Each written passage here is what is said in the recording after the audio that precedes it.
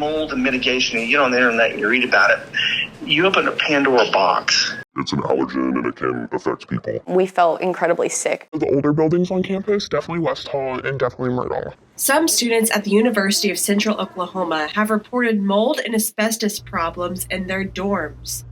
Student Olivia Miller lived in West Hall her freshman year and was moved twice due to mold, which affected her grades and well-being. Semester that we were there, people just started moving out. They were getting their rooms tested for mold, and every time it tested positive. So everyone just kept moving out. And so me and my roommate were like, we should probably get tested for mold. We tested 2 dorm rooms and 2 other areas of West Hall and Murdoch. When the results came back, all the samples from West Hall tested positive for mold, and the Murdoch samples were inconclusive. So if you were wanting to do this in your own dorm, you would just buy a simple mold testing kit, and it comes with a cotton swab like this. And you would just go to your nearest air vent because that is where a lot of mold growth occurs.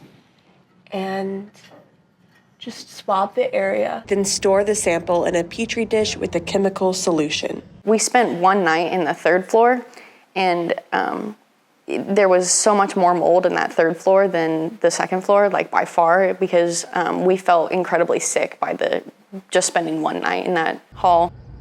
Mold treatment specialist Bob Chambers said it is likely water damage and severe weather contributed to mold growth.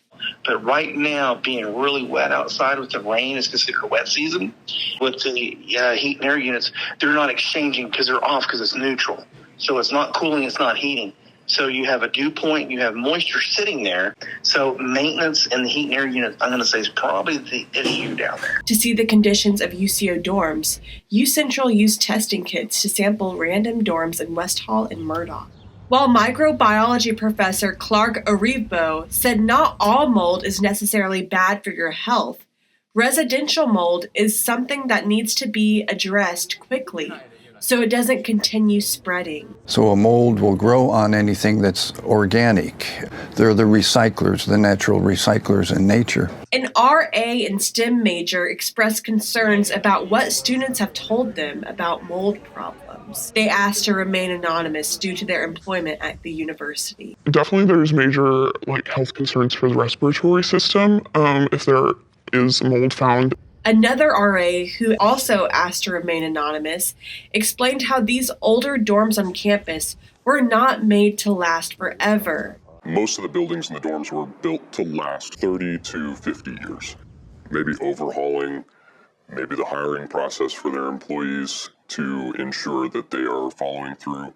I know that a lot of them maybe don't do their jobs to the fullest extent, and they are in that, it's not my job title description, or they'll use that as a scapegoat, whenever in reality they're the first line of defense for a lot of these large issues. The university said for students to report mold or other issues when they see them.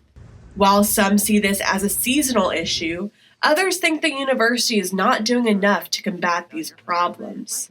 I think housing just kind of has too many balls in the air sometimes, and they have trouble addressing all of the concerns of their residents in a timely manner. Britt Miller with UCO Risk Management said in May the department tests for mold in unresided dorm rooms. Then in August, they retest to make sure the mold problem was taken care of, resulting in clean reports. While in May, dorms tested positive for mold, in August 2022, no mold was found in the dorm buildings.